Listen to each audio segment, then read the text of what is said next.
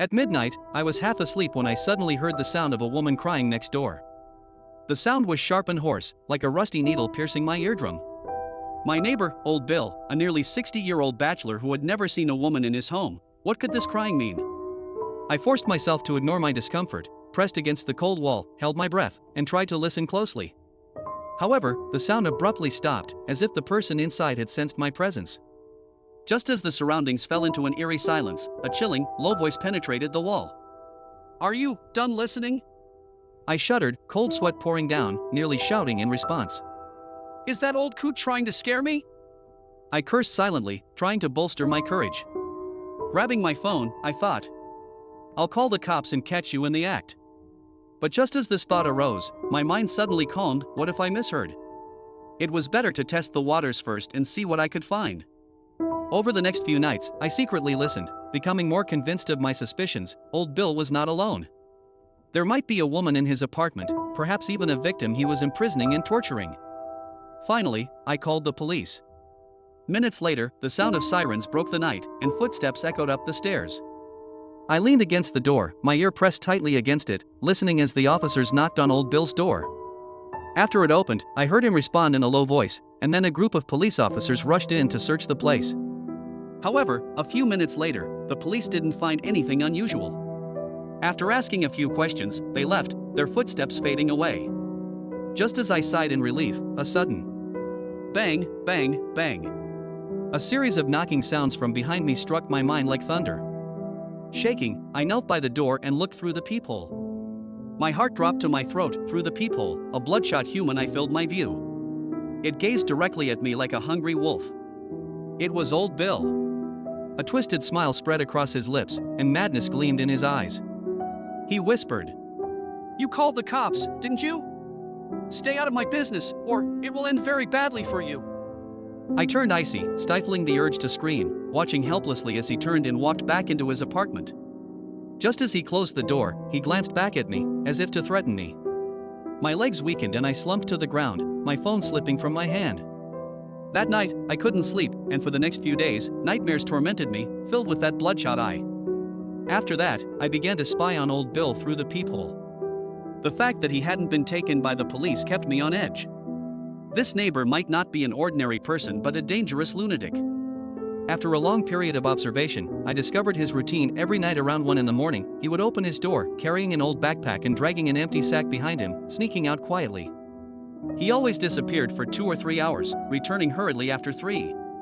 The heavy footsteps and the slight rustle of the sack pounded on my nerves like a nightmare each night. Several times, I saw Old Bill return through the peephole, the sack leaking a sticky dark liquid that dripped onto the floor, and I could vaguely see something inside struggling slightly. Was there a person inside? A chill ran down my spine, my legs trembled uncontrollably, and I didn't dare think any further.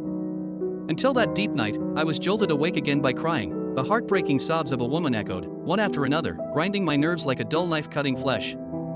I tiptoed quietly to the door, peering through the peephole. The dark hallway was eerily silent, completely empty. Suddenly, I noticed Old Bill's door wasn't tightly closed. There was a dark gap allowing the crying to seep out from inside. Where was he? I glanced at my phone. It was 1:30 in the morning, just when he usually went out. This meant he should be away. A bold idea surged into my mind. Now was the time to sneak in and rescue that woman. But just as this thought arose, I startled myself. After all, it was the dead of night. What if he suddenly returned? However, the low sobbing was still piercingly echoing, agitating my mind. Perhaps if I missed this opportunity, I would never get another chance to save her. Gritting my teeth, I cursed myself. "Let's do this!" I opened the door and hurried to Old Bill's. Cold sweat trickled down my palms, a chill creeping into my bones. I tightly gripped the kitchen knife I had brought, my hands trembling as I forced myself to calm down. Taking a deep breath, I gently pushed open the slightly ajar door, and an overwhelming stench filled the pitch-black room. I held the kitchen knife, slowly stepping into the room, using my other hand to take out my phone and turn on the flashlight, swinging the beam around to search the room. I searched every corner, but I didn't see the crying woman. My heart raced, almost bursting, and my mind was in turmoil. Looking down, I saw the time on my phone was 2:03 a.m. Old Bill could return at any moment. I could only follow the sound of the crying. The voice grew clearer, and I stopped in front of the bathroom mirror. The crying seemed almost right in front of me, but behind the mirror was just a wall.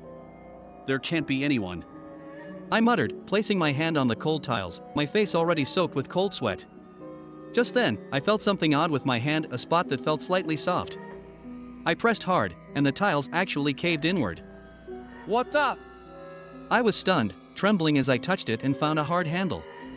I gently turned it, and with a click, the mirror suddenly slid to the side, revealing a dark, gaping entrance, and the stench rushed at me. I covered my mouth, nearly retching. The scene before me froze me in place, a hidden chamber, dark and eerie.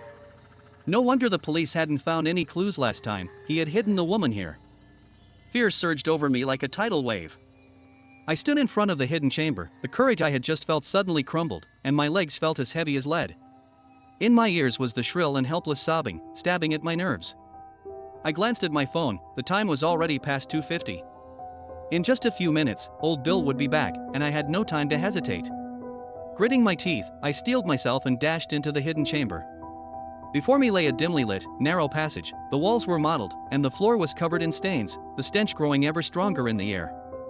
After turning a corner, a small room appeared on the right side, a cramped space of no more than 10 square meters. I could tell that old Bill had remodeled the layout of the house, secretly digging out space behind the bathroom and covering it with a hidden door. The lengths he had gone to imprison someone were simply chilling. My gaze fixed on the dark figure in the room. It was sitting against the wall with its back to me, chained with a heavy lock, trembling as it let out low whimpers. That sound seemed to belong to a little girl. "I'm here to save you!" My voice trembled a bit as I hurried toward her. But as I ran, a wave of unease washed over me, and I suddenly stopped. The closer I got, the stranger it felt. That figure looked too odd. It didn't seem human but rather resembled some sort of animal. Walking up beside it, I finally saw clearly it wasn't a girl at all, but a large dog covered in black fur. It had long, pointed ears, and its tail was wagging slightly. What kind of dog was this? I couldn't recognize it. Even more bizarrely, the sound it made wasn't barking but a whimper, deep and sorrowful, emanating a strange, indescribable quality that sent chills down my spine. I gently patted its head, trying to comfort it. But at that moment it lifted its head, and I felt as if I had fallen into an ice pit. This dog had a girl's face. "Oh!" I screamed, my legs gave way, and I fell to the ground, the kitchen knife slipping from my hand. I could not comprehend this bizarre sight. The creature with a human face suddenly lunged at me, its massive paws resting on my shoulders. It opened its mouth and uttered in a girl's voice, "Help me. Please, help me." In front of me was a delicate girl's face, tears glistening on her cheeks, looking pitiful. If she were a normal person, I might feel pity, but this face on a dog's body, it was truly horrifying. "What kind of monster is this?" I trembled all over, my heart racing, not daring to look directly at it, only thinking of escaping this terrifying place. I jumped up and scrambled toward the entrance of the hidden chamber. In my ears, that girl-like wail echoed through the narrow passage. "Help me! Please!" I didn't dare look back, just ran with all my might. Bursting out of the hidden chamber, I slammed the hidden door shut with all my strength and then rushed madly toward old Bill's room. Just as I was about to reach the door, I heard footsteps outside. The door was being pushed open. "Oh no, he's back!" My mind went blank, and I acted on instinct. I turned in a panic and darted into the bedroom, quickly crouching beneath the bed. The sound of the door closing came. Next, I heard old Bill's heavy footsteps as he slowly entered the room, and the faint whimpering followed him. I covered my mouth, terrified that even a slight breath would betray me. The footsteps stopped at the bedroom door. Through the gaps in the bed, I saw his feet on the floor. He bent down to take off his shoes, his movements slow and deliberate. Then he stepped over to the bedside and lay down, so close to where I was hiding. Old Bill's sneakers, thrown aside at the edge of the bed, were caked with mud, and dark red stains faintly marked the surface, resembling some sort of indelible evidence of guilt. He lay directly above me, the thick mattress became the only barrier between us. I held my breath, afraid to make a sound. My mind raced. If he found out I had entered his room, he would definitely kill me.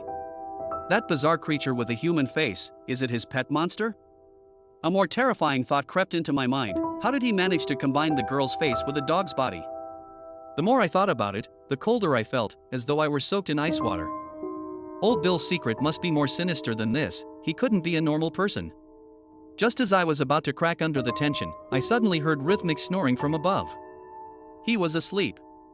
I felt relieved. I had thought I would have to hide under the bed all night, but unexpectedly, the opportunity came so quickly. I slowly shifted my body, my elbows and knees carefully sliding on the floor as I crawled out from under the bed, trying not to make a sound. I hunched my body and cautiously groped my way toward the door, moving so slowly that it was almost imperceptible. The room was nearly pitch black. I felt like a blind person, relying solely on vague memories to find the exit. Fortunately, the faint moonlight seeped in from outside, allowing the outlines of the furniture to be vaguely discernible, preventing me from falling into complete darkness. As I approached the door, I noticed a full-length mirror standing beside it, facing the bed. I couldn't help but glance at it. Reflected in the mirror was Old Bill's profile, facing me, seemingly asleep. Suddenly, I jolted. Old Bill in the mirror had his eyes wide open, staring directly at me with a cold and hollow gaze. My scalp instantly prickled, my heart raced almost to the point of bursting. Cold sweat dripped from me in torrents, my whole body stiffened, unable to move. I clamped my mouth shut to stifle a scream. However, after a moment, I realized he hadn't made any movements. The snoring continued to resonate from his throat, the rhythm unchanged.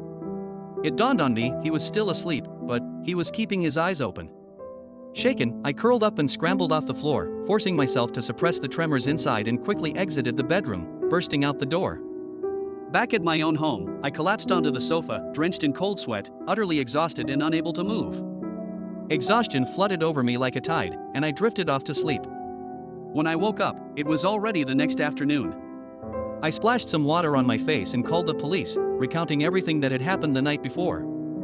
At that moment, I thought I could finally put an end to this nightmare, holding on to a glimmer of hope. But looking back, I had been too naive. Something even more terrifying awaited me. After waiting all day, I received feedback from the police, but it was a chilling piece of news. Old Bill had vanished. His room had been completely cleared out, leaving no trace. Even more bizarre, that strange creature with a human face had also disappeared. And the crucial part was, the police told me they found no evidence of a hidden chamber during their investigation. On the other end of the line, the officer spoke sternly, even berating me for fabricating a report and wasting their precious time. They warned me that if a similar situation happened again, they would arrest me. I hung up the phone and slumped back in my chair, unable to calm down for a long time. Was all this real? Or was my memory faulty? Was last night's experience just a nightmare? With unresolved doubts lingering, I opened my computer and typed the keywords "human face dog" into the search bar. Soon, a search result caught my attention. It was an urban legend from Japan, first appearing in a weekly magazine in 1989. It was said that witnesses had seen a monster with a human face wandering around at night. On a stormy night, rain poured heavily. A man was driving on the highway, the wipers working furiously but still struggling to clear his vision. Just then, he caught a glimpse in the rearview mirror. A dark shadow. A dog was running after his car at full speed. The man was dumbfounded. His speed had already exceeded 100 kilometers. How could this dog possibly keep up? What the hell? Sweat dripped from his forehead, and his palms grew cold as he sensed that something was wrong. A surge of panic washed over him, and he slammed down on the accelerator in an attempt to speed away from the dog. But no matter how fast he drove, the dog's figure remained closely behind, even drawing nearer. Gradually, the dog's speed actually exceeded that of the car, closing the distance between them. Finally, the dog accelerated, running directly to the center front of the car. It turned back and looked at the man with a calmness that resembled a human. The man felt as if he had been struck by a heavy blow. Through the rain-soaked windshield, he could see clearly this dog had a human face. I sighed and closed the webpage, feeling a bit speechless. Can anyone actually believe this kind of news? Despite being a bizarre tale, it seemed utterly fake, leaving me too exhausted to even comment. Continuing to scroll, I found some related content mentioning that there are indeed animals in nature with human facial patterns, like human-faced geese and human-faced pigs. These animals' facial markings resemble human features and serve as an evolutionary tactic to deter predators. But this was entirely different from the human-faced dog I had seen at Old Bill's place. It was not some patterned disguise, it was a genuine, vivid girl's face. Moreover, it could speak, which was beyond any rational explanation. As I moved the mouse, a certain piece of information suddenly caught my attention. It was a biological science paper published 2 years ago, focusing on the possibilities of human-animal hybridization. The article mentioned that scientists envisioned that humans could achieve a form of biological evolution by utilizing animal organs characteristics. For example, transplanting a cheetah's heart and lungs into a human could significantly enhance strength and endurance, or mimicking fish, constructing a gill-like structure in the human neck to enable underwater breathing. The paper further argued the feasibility of combining human and animal organs, even listing multiple medical cases abroad where animal organs were successfully transplanted into humans. Reading this, my frown deepened. These experiments sounded utterly inhumane. I glanced at the author's profile and saw a name, Tom Young. According to the information, he was a 2016 graduate in biomedical sciences from Southern Jiang Medical University. If I calculated his age, he would now be in his early 30s. What sent my heart plummeting was that Southern Jiang Medical University was right here in our city. Could it be Tom Young really conducted such illegal biological experiments after graduating? If it was indeed him, that human-faced dog might very well be one of his creations. The image of Old Bill flashed in my mind. His age matched exactly with Tom's graduation year. The problem was, Old Bill had now vanished without a trace, leaving me unable to verify this lead. Continuing to browse with doubt, I found that the paper's explanation mentioned Tom's mentor, Professor Sam Stone, a biomedical professor at Southern Jiang Medical University. I decided I needed to meet this person in person. When I found Professor Stone and described the situation with Old Bill and the human-faced dog, he pondered for a moment, adjusted his glasses, and nodded. "The person you're describing must be Tom Young." He then pulled out a graduation photo from his drawer and handed it to me. "Please confirm if this is him." In the photo was the graduation picture of the 2016 biomedical class. Dozens of individuals stood in 3 rows in a group photograph taken on the playground. My gaze quickly swept to the back row, in an inconspicuous corner, where Old Bill stood at the edge of the frame, staring expressionlessly at the camera. His features had hardly changed. I recognized him instantly. "It really is him," I thought to myself, my doubts finally receiving partial confirmation. Professor Stone sighed and returned the photo to the drawer. Tom was one of my most memorable students. When I interviewed him, I asked why he chose this field, and he replied very succinctly, "The future of humanity lies here." At first, I didn't think much of it, but later I gradually understood his true intentions. Professor Stone's eyes seemed to glaze over slightly, as if he was lost in thought. He slowly began. During his graduate studies, Tom became particularly obsessed with experiments, especially the cutting and transplantation of animal organs and limbs. His dedication to surgery became nearly pathological, and it eventually evolved into research on human-animal hybridization. His research direction completely went off the rails. "He has succeeded."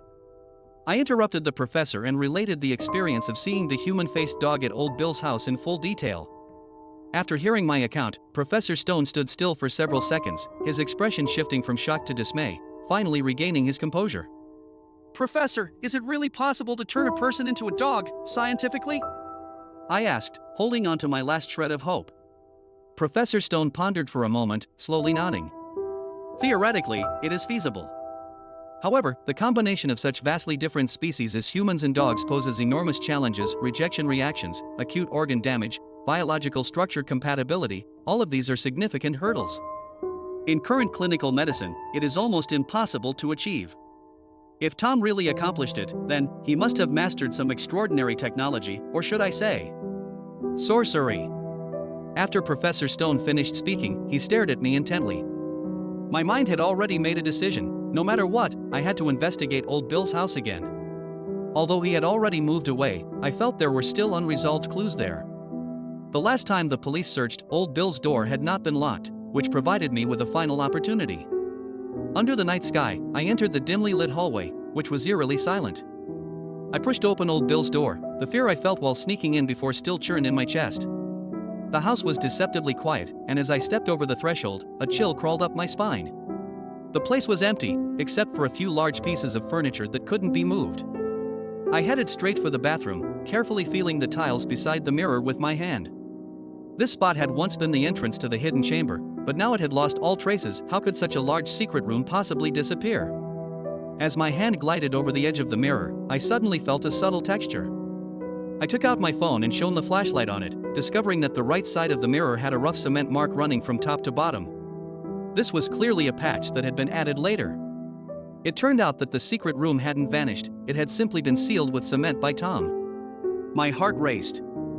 I turned and walked into Old Bill's bedroom, the place where I had once desperately hidden. The room still contained a bed and a desk right next to it, just as I remembered. I opened the drawer to search, and in the corner, I found an inconspicuous little card.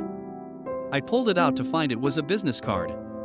It bore the name Angel of Love Private Shelter, with the address and phone number clearly marked. I immediately dialed the number, but all I got was the cold, automated response of a voice machine. What could the shelter have to do with Old Bill? I pondered, filled with doubts. Back home, I opened my computer and typed the full name of the shelter into the search bar. Soon, I clicked into the shelter's official website and browsed through the introduction of its founding team. Suddenly, a familiar name appeared on the screen: Sam Stone. I froze for a moment, a thought flashed through my mind: did I lock the door when I left? No, I couldn't remember clearly. But I was sure the door was left ajar when I returned from Tom's. Just then, I caught a glimpse of something dark in the upper right corner of the screen that looked like a stain. I reached out to wipe it, but the screen remained unchanged. The next second, a low sob pierced my eardrum. I froze, my heart nearly stopping. What was on the screen wasn't a stain but a vague human figure reflected. I jerked my head back. A man stood behind me, his face hidden in the shadows, holding a sharp blade pressed against my neck, cold and biting. I froze in place, not daring to breathe, and cautiously glanced down. The blade was my own kitchen knife, the very one I had lost that night in the hidden chamber. Professor Stone's eyes seemed to glaze over slightly, as if he was lost in thought. He slowly began. During his graduate studies, Tom became particularly obsessed with experiments, especially the cutting and transplantation of animal organs and limbs. His dedication to surgery became nearly pathological, developing into research on human-animal hybridization. His research direction completely went off the rails. He has succeeded. I interrupted the professor and shared in detail the experience of seeing the human-faced dog at Old Bill's house.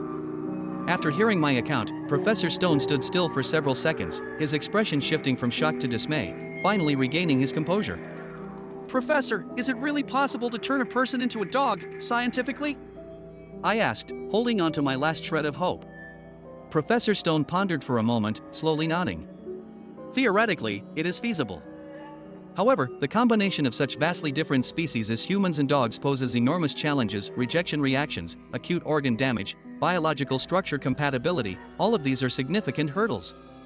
In current clinical medicine, it is almost impossible to achieve. If Tom really accomplished it, then he must have mastered some extraordinary technology, or should I say, sorcery. After Professor Stone finished speaking, he stared at me intently.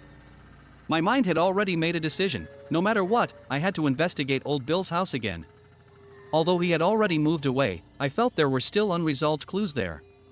The last time the police searched, Old Bill's door had not been locked, which provided me with a final opportunity. Under the night sky, I entered the dimly lit hallway, which was eerily silent. I pushed open Old Bill's door, the fear I felt while sneaking in before still churned in my chest. The house was deceptively quiet, and as I stepped over the threshold, a chill crawled up my spine. The place was empty, except for a few large pieces of furniture that couldn't be moved. I headed straight for the bathroom, carefully feeling the tiles beside the mirror with my hand. This spot had once been the entrance to the hidden chamber, but now it had lost all traces. How could such a large secret room possibly disappear? As my hand glided over the edge of the mirror, I suddenly felt a subtle texture. I took out my phone and shone the flashlight on it, discovering that the right side of the mirror had a rough cement mark running from top to bottom.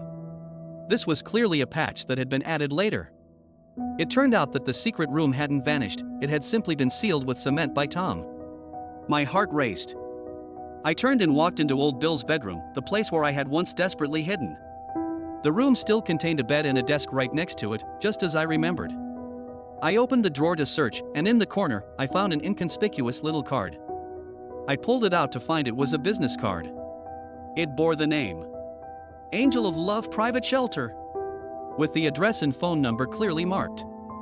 I immediately dialed the number, but all I got was the cold, automated response of a voice machine. What could the shelter have to do with Old Bill? I pondered, filled with doubts. Back home, I opened my computer and typed the full name of the shelter into the search bar. Soon, I clicked into the shelter's official website and browsed through the introduction of its founding team. Suddenly, a familiar name appeared on the screen: Sam Stone. I froze for a moment, a thought flashed through my mind: did I lock the door when I left? No, I couldn't remember clearly. But I was sure the door was left ajar when I returned from Tom's. Just then, I caught a glimpse of something dark in the upper right corner of the screen that looked like a stain. I reached out to wipe it, but the screen remained unchanged. The next second, a low sob pierced my eardrum. I froze, my heart nearly stopping. What was on the screen wasn't a stain but a vague human figure reflected. I jerked my head back. A man stood behind me, his face hidden in the shadows, holding a sharp blade pressed against my neck, cold and biting. I froze in place, not daring to breathe, and cautiously glanced down. That blade was my own kitchen knife, the very one I had lost that night in the hidden chamber. Tong Tong seemed to sense my fear. She gently patted my shoulder with her furry paw and whispered, "Don't be afraid, we still have a chance to escape." I struggled to move my wrists, but the ropes were binding me tightly, and I couldn't break free. Looking at Tong Tong, a sudden thought crossed my mind. "Can you help me see what he used to bind me?" Tong Tong hesitated for a moment, then leaned her face against my wrist to take a closer look. "It's a rope! A rope!" Hope ignited in my heart like a spark. I quickly said, "Tong Tong, can you try to bite through it?" Tong Tong was taken aback, seemingly unable to believe my suggestion. "With my teeth?" Her expression held a complex mix of emotions. "You aren't human anymore." As soon as the words left my mouth, I realized my mistake and quickly shut up, clearly having struck a nerve with Tong Tong. She lowered her head, looking somewhat dejected. "I didn't mean it that way." I hurried to explain. "I meant you can do it. You definitely can." Tong Tong silently stretched her head, hesitated for a moment, then suddenly opened her mouth wide and bit at the rope around my wrist. "Ah! It hurts, it hurts, it hurts!" I yelped, gritting my teeth. "Is this revenge?" But just as I was about to reach my limit of pain, Tong Tong suddenly excitedly said, "It's cut! It's really cut!" I was taken aback and tried to move my hands. Sure enough, I was free. Jumping to my feet, I immediately checked Tong Tong's neck only to find that her collar was tightly locked to the wall, completely unable to be opened. There was no way around it. I had to temporarily give up on unlocking her and quickly search the room for an escape route. The room was not large, about 10 square meters, with a long stone table in the center, a small sink beside it, and several iron cabinets against the wall. The air was filled with a faint smell of disinfectant, but there were no windows leading outside. The only exit was a heavy iron door, which was locked with a chain. I tiptoed to the small window on the door and looked out. There was a dimly lit hallway outside. Suddenly, the lights in the hallway flickered on, yellow light spilled onto the floor, and a dark shadow slowly emerged from around the corner. It was Tom. He was back. My heart raced. I quickly returned to my previous position, wrapping the cut rope loosely around my wrist to feign being still trapped. The footsteps drew closer, accompanied by the clanking of chains, and with a click, the iron door swung open. Tom entered, locking the door behind him. He was carrying a bulging sack, and his eyes were focused on the sack as he placed it on the floor, then turned on the room's light. The blinding light made me dizzy, and when my vision cleared, I realized this was not an ordinary room, it was a makeshift operating room. The stone table in the center was cluttered with various surgical instruments, and on the floor, there was a sack. Something was struggling inside it. Tom placed the sack on the operating table, and as he loosened the top, various animals tumbled out: birds, rabbits, fish, and strange insects with shells, even a few wild beasts I couldn't recognize. These animals were barely alive, their limbs twitching slightly. Tom turned his back to us and began to arrange them neatly on the table. He lifted up his shirt, and I was stunned. A horrific slit had opened in his chest. It looked as if some kind of monstrous creature was emerging from within. That thing rapidly extended countless tentacles, pulling each animal into Tom's body one by one. I couldn't help but scream. Tom suddenly turned back, his eyes bloodshot, glaring at me fiercely. The slit in his chest was pulsating violently, and blood was seeping through his shirt, but a morbid excitement was etched on his face. He stepped closer to me, and I felt every muscle tense, my breath coming in rapid gasps, my teeth grinding almost to the breaking point. When he reached me, I could no longer bear the fear and suddenly stood up, throwing a punch at his face. My punch knocked him to the ground, and he struggled for a moment. Seizing the opportunity, I dashed towards the operating table, grabbed a surgical knife, and pressed it against his neck, instinctively shouting, "If you don't want to die, take us out of here." Tong Tong seemed to notice my fear. She gently patted my shoulder with her furry paw and whispered, "Don't be afraid, we still have a chance to escape." I struggled to move my wrists but found the ropes binding me tightly, unable to break free. Looking at Tong Tong, a sudden thought crossed my mind. "Can you help me see what he used to tie me up?" Tong Tong hesitated for a moment, then leaned her face close to my wrist to take a closer look. It's a rope. A rope.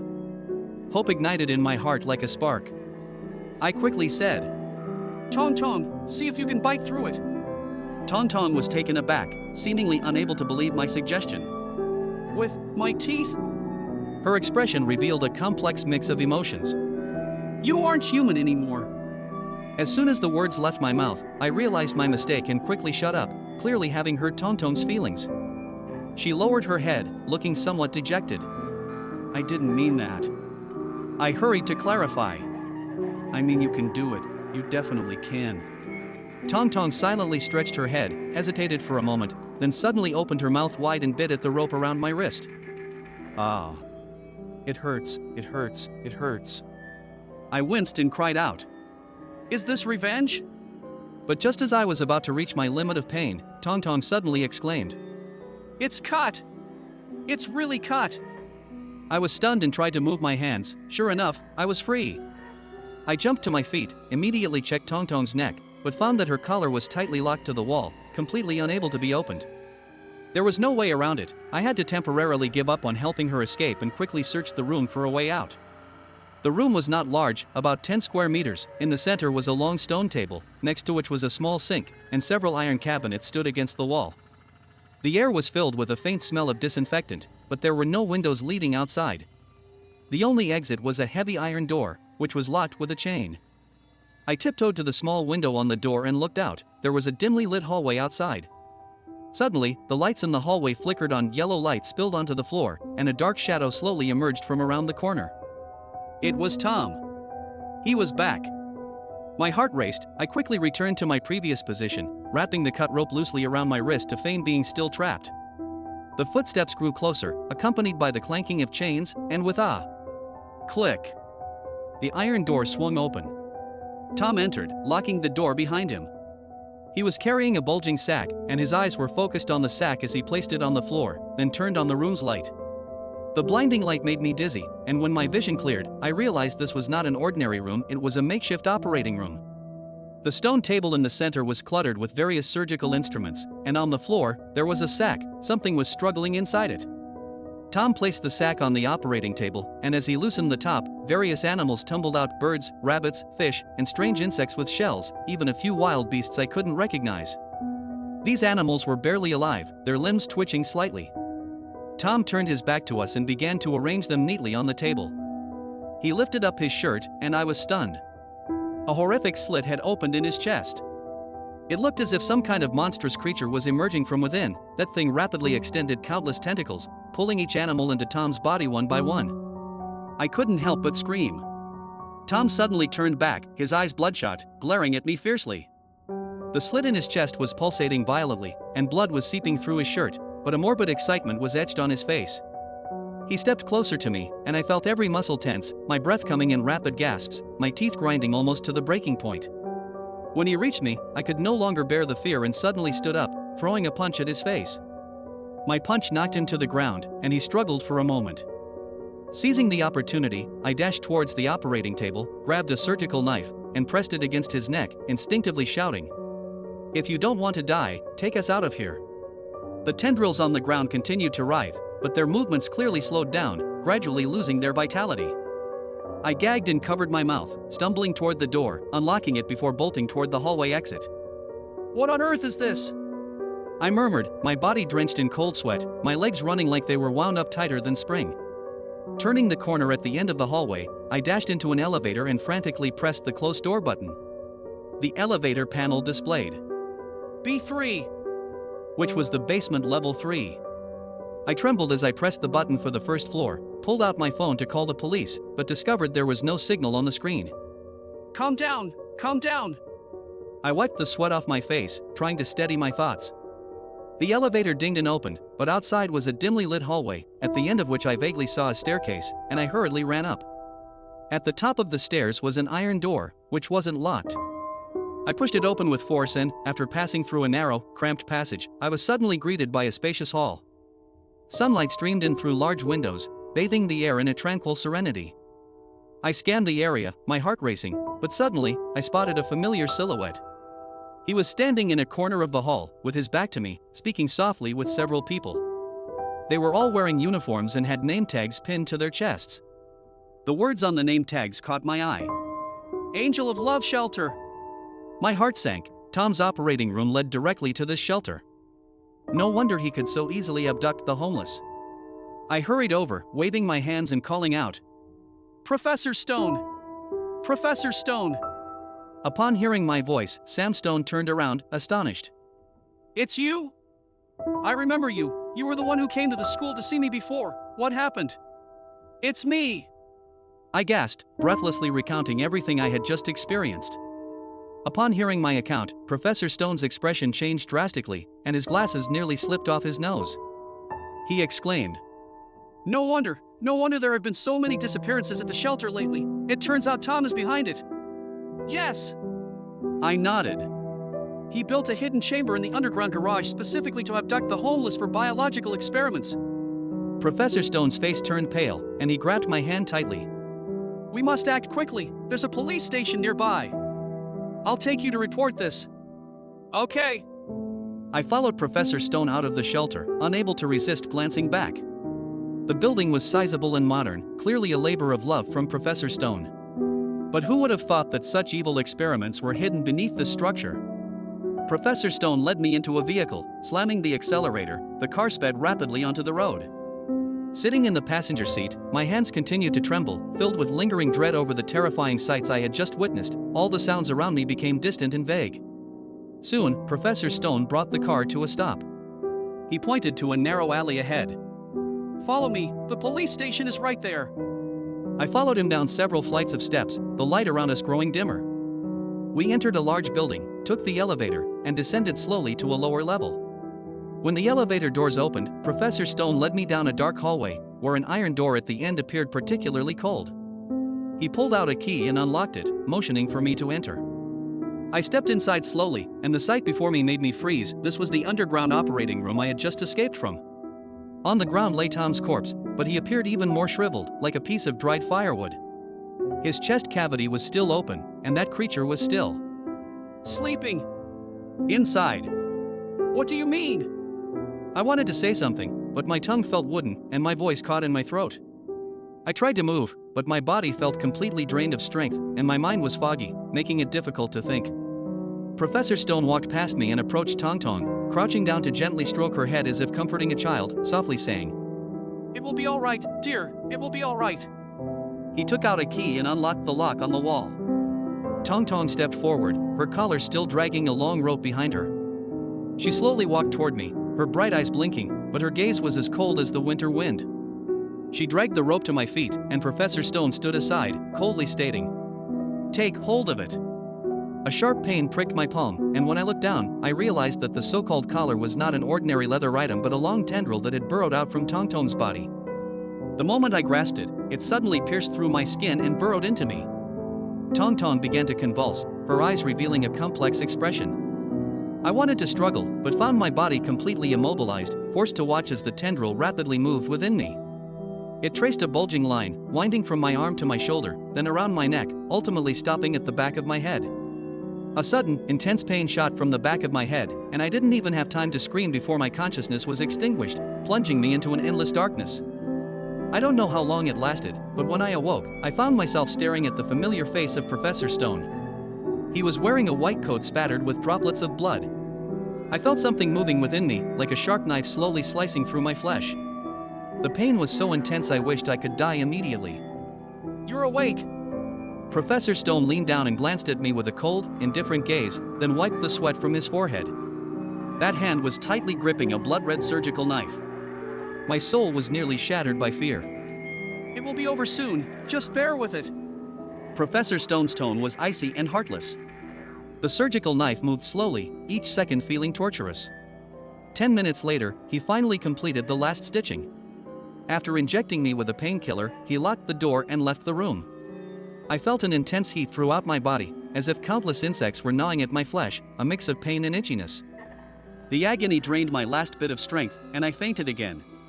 When I woke up, I found I could move freely, but that did not bring me comfort. Struggling to sit up from the stone table, I looked down to see that my chest had been cut open, and a small creature was curled up inside, seemingly asleep. I could clearly feel it greedily absorbing my nutrients, leaving me increasingly weak. Undoubtedly, it was the creature that had previously been parasitic on Tom. At that moment, I fully understood everything.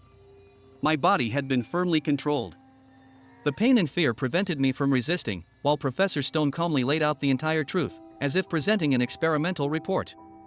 Tom is not the madman obsessed with biological combination, Professor Stone said calmly. The true mastermind is me.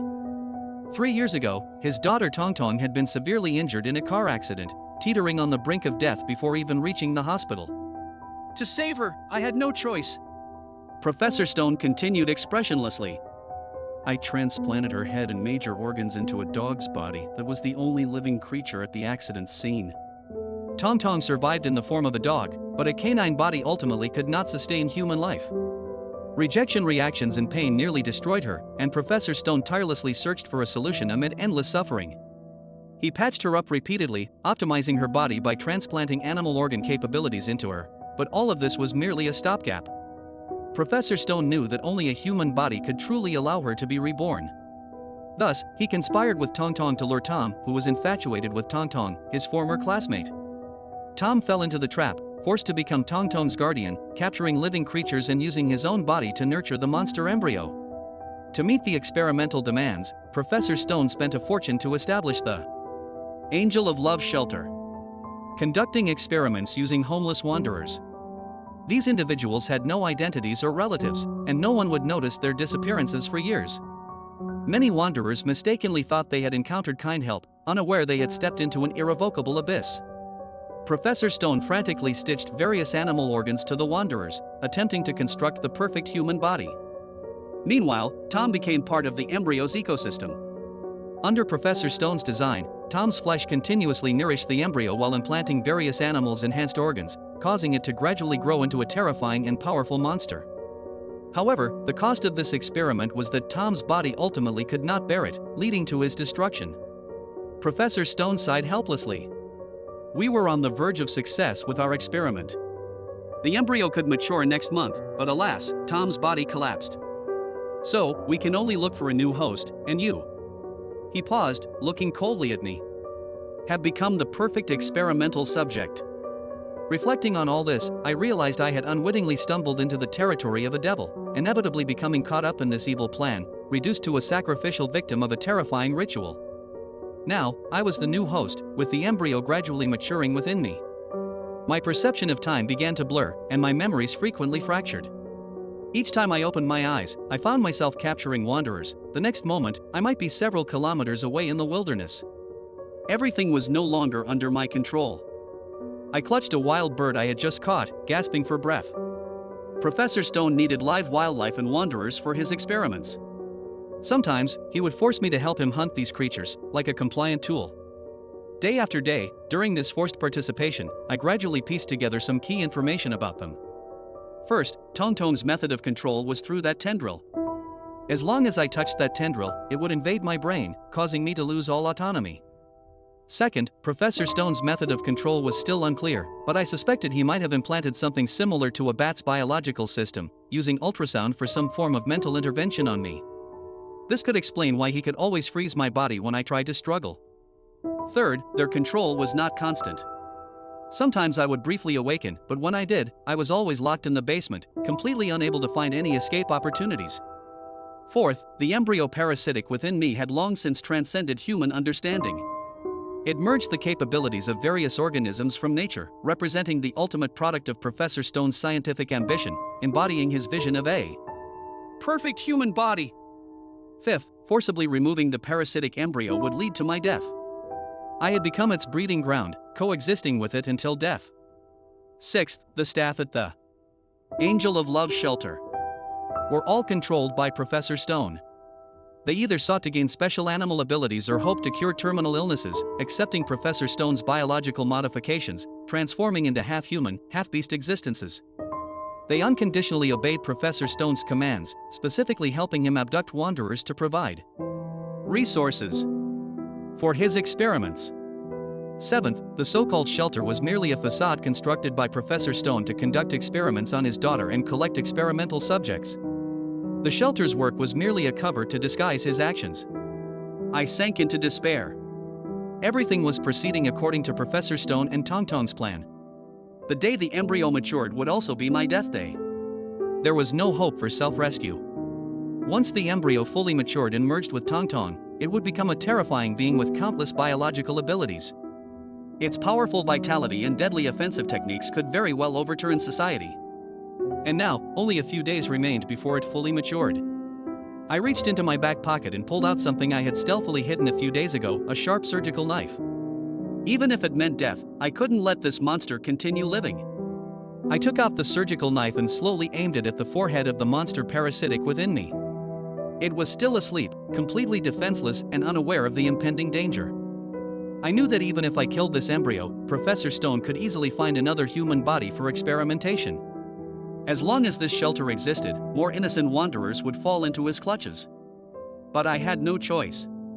Now, the only thing I could do was kill the evil embryo parasitic within me and do everything I could to thwart their plans. What are you doing? A sudden shout came from outside the door. I whipped my head around to see Professor Stone rushing in with wide eyes.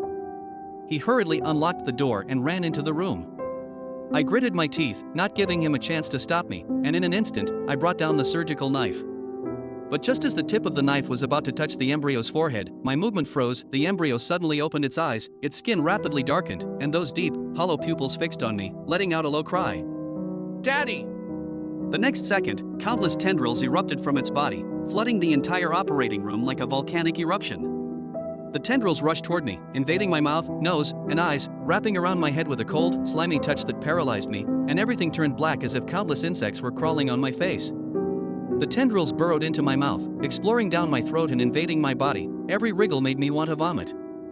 I desperately swung the surgical knife, frantically cutting at those slippery tendrils. Severed tendrils dropped to the ground but continued to writhe, emitting a nauseating stench. When I opened my eyes again, everything had vanished, the tendrils, the surgical knife, even the monster, all gone. I looked down at my outstretched hand and found that my body was completely intact, but a chilling sensation still lingered in my limbs. I looked at my skin and found it had become translucent like thin paper, with something flowing rapidly beneath. The large wound on my chest had been filled back in with flesh, completely healed. Professor Stone stood beside me, his face filled with shock, angrily shouting. What? What did you do? I raised my head and shook it at him without speaking. He yelled in anger and rushed forward, grabbing the surgical knife from the stone table and thrusting it toward me. Instinctively, I raised my arm to block it. The blade pierced my skin, leaving a deep and long wound. But strangely, I felt no pain. I looked at my arm and saw countless tendrils writhing beneath the wound. The writhing mass seemed unconcerned with the cut. In the next moment, my flesh quickly healed, and the wound vanished without a trace. Professor Stone stared at me in disbelief, his eyes wide with terror as sweat poured down his face, his former authority entirely gone. He opened his mouth, about to curse again, but I didn't give him the chance. I slapped his face, and my hand instinctively released countless tendrils. The tendrils instantly wrapped around Professor Stone's entire body like a tidal wave. In an instant, he let out a scream, and then he dissolved into a puddle of blood. Bones and flesh were utterly gone. I glanced at the pool of blood and exhaled softly. After leaving the room, the power of the tendrils made me feel unstoppable. Those sturdy door locks were as if they were nothing to me. The tendrils appeared soft but could instantly drain everything. Remembering that Tong Tong was hidden in a room on the second underground level, I headed straight for the elevator and pressed 2. Passing through the dim hallway, I opened a door and saw Tong Tong lying on the ground, seemingly asleep. She looked up at me, displaying a puzzled expression. How? Before she could finish her sentence, I waved my hand at her, unleashing countless tendrils. Tong Tong's figure was instantly engulfed by the tendrils, transforming into a puddle of blood. I turned and walked into the elevator, pressing the button for the first floor, preparing to face my final enemy. When the elevator door opened, I stepped into the lobby of the shelter. The staff members going about their business looked perfectly respectable in their uniforms, admired by the homeless as kind-hearted individuals. But beneath their clothes lay ugly surgical scars, and their bodies flowed with the blood of beasts. I smiled slightly, raising my hand to release my tendrils and began my revenge. They were caught completely off guard. The first, the second, blood sprayed everywhere across the floor. The staff quickly realized the danger, scrambling to escape, but it was futile. Their speed could not possibly outmatch my tendrils. Wherever the tendrils reached, nothing was left of blood and flesh. The erupting tendrils swept over every target, their bodies collapsed and dissolved in an instant, leaving only bloodstains on the floor. One after another, they fell, and I showed no mercy. I swept through floor by floor, slaughtering every staff member at the shelter. This place, once a lair for devils, had now become their tomb. After all this, I dialed the police, calmly telling them, "There are many homeless people here who need help." Subsequently, the surviving wanderers were rescued by the police and sent to a proper shelter, while this murder den, the Angel of Love shelter, was thoroughly shut down.